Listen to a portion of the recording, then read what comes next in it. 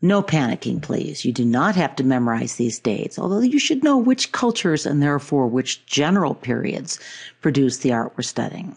So in my last lecture, I mentioned that the Crusades and the Mongol invasions, two major threats to a somewhat unified Islamic world, served as a dividing point in Islamic history, or as dividing points. I've talked about the Mamluks and the Ottomans. Now we move further east to look at later flourishing of Islamic art in Persia, now Iran, and the Indian subcontinent. In the 13th century, the Mongols, under the leadership of Genghis Khan, swept out of their bleak mountain home and conquered huge swaths of Eurasia. I should say mountain plain. Throughout the period we refer to as the High Middle Ages in the West, the 11th and 12th centuries, Baghdad was probably the largest city in the world, with an estimated population of over 1 million people.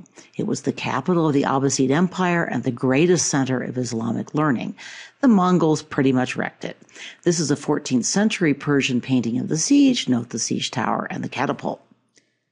The Mongol Empire rather quickly fell apart when Genghis Khan's grandson squabbled. One branch went on to rule China, another, whose art we'll look at later today, ruled India.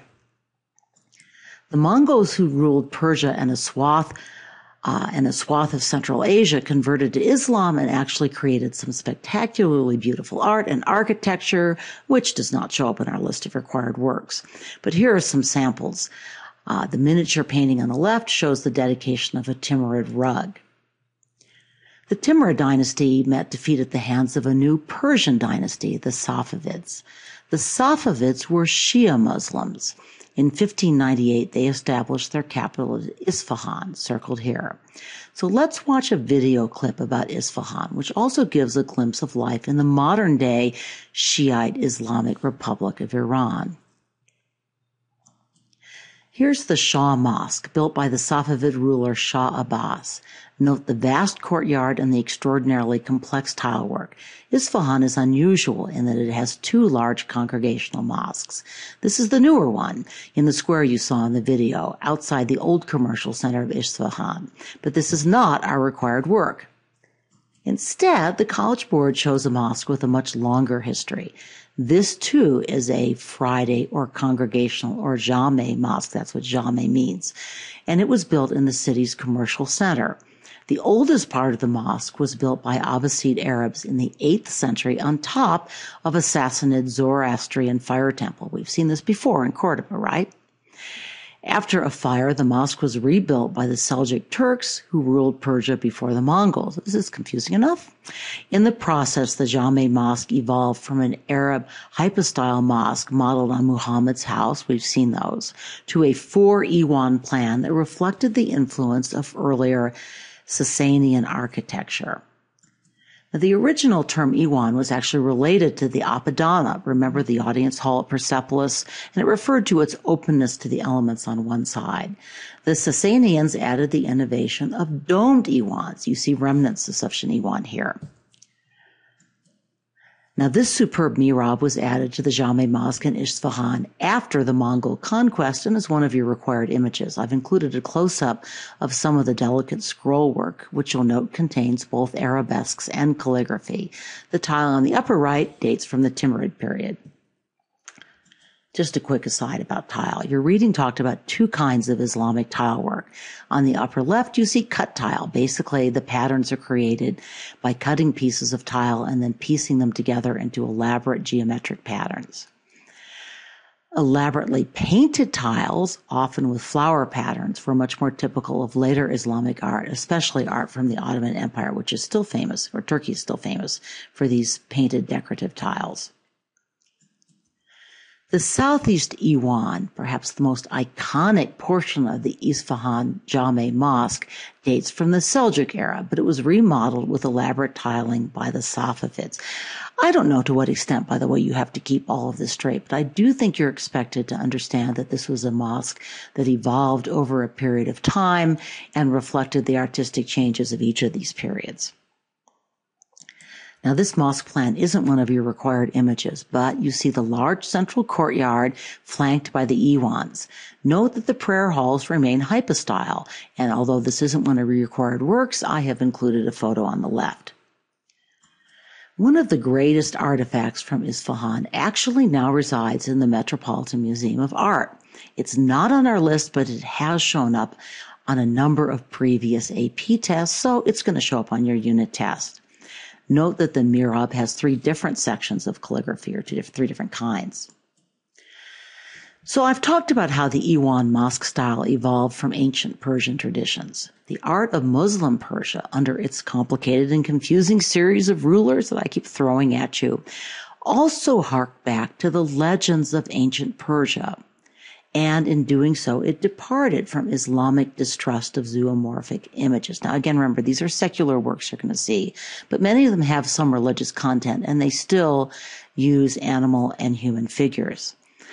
The Shahnameh, or Book of Kings, is the Persian national epic poem. It recounts the history of Persia or Iran from creation until the Muslim conquest.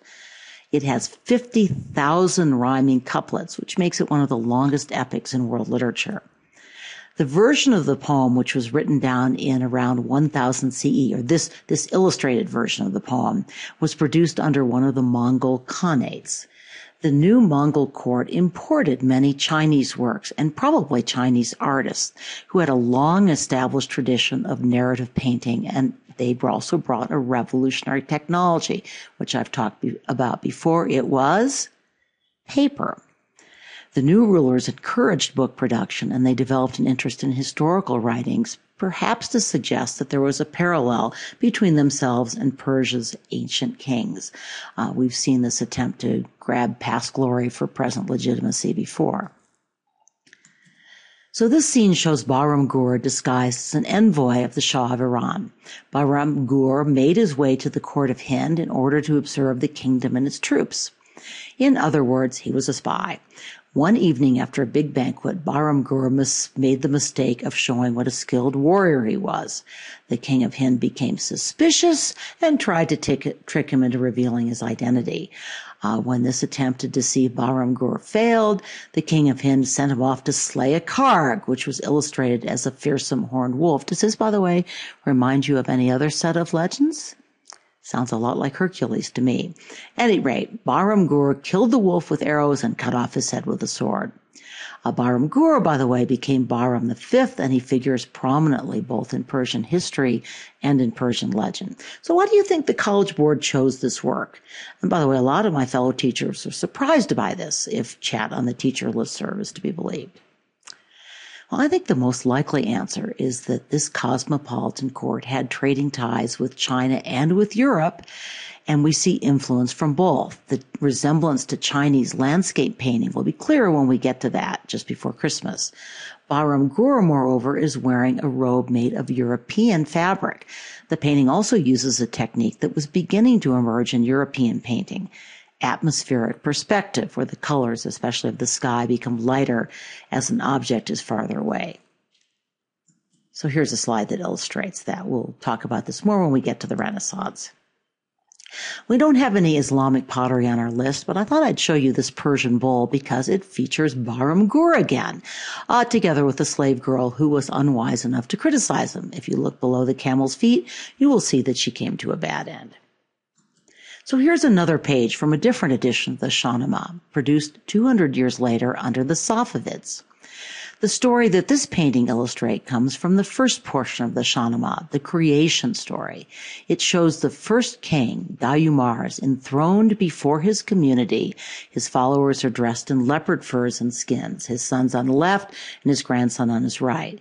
But in fact, as the readers of this epic would know, a demon has foretold that his son will die. So this is actually a Persian tale of the fall, if you will, the entry of sin and sorrow into the universe.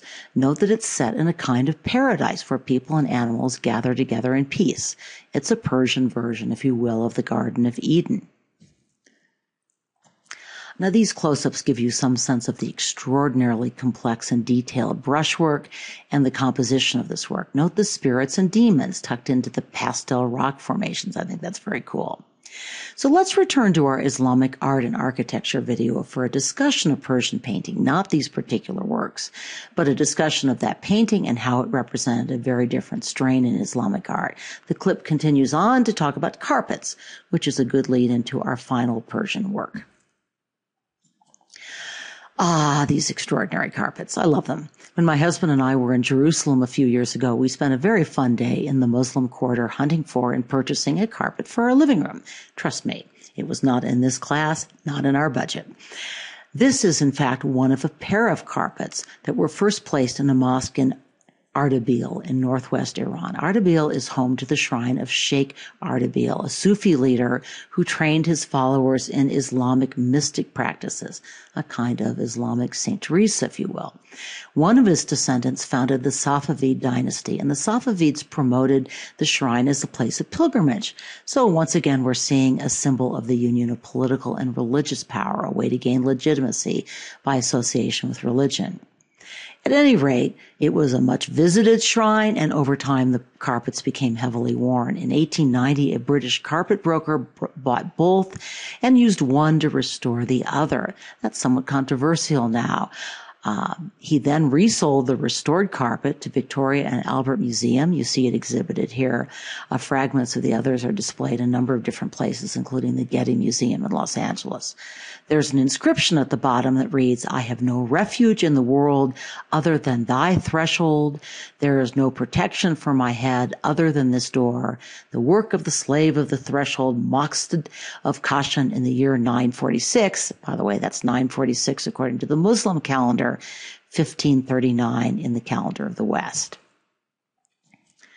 So here again, you see the elaborate geometric forms and the arabesques or stylized plant stems and tendrils. The foundation of the carpet is silk warp and weft tied to a vertical loom. The weavers then knotted short lengths of wool around the warps to create a roll of pile.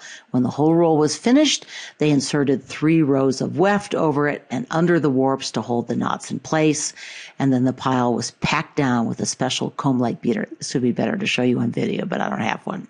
So finally, the pile was trimmed with special scissors to achieve a uniform length. This process was repeated over and over again until the huge carpet was finished, when a final trimming would take place. The pile itself is made from wool, which holds dye much better than silk. The pile is very dense, about 340 knots per square inch. This density allowed the designer to incorporate a great deal more detail, but making such a large carpet with so many knots would have taken a team of skilled weavers several years. By the way, most carpet weaving was done at home by women. We'll see that pattern in textiles throughout this course. But for a court commission such as this, the weavers may have been men. Okay, I think that's all I should try to fit onto this podcast. One more to go as we travel east to Mughal India.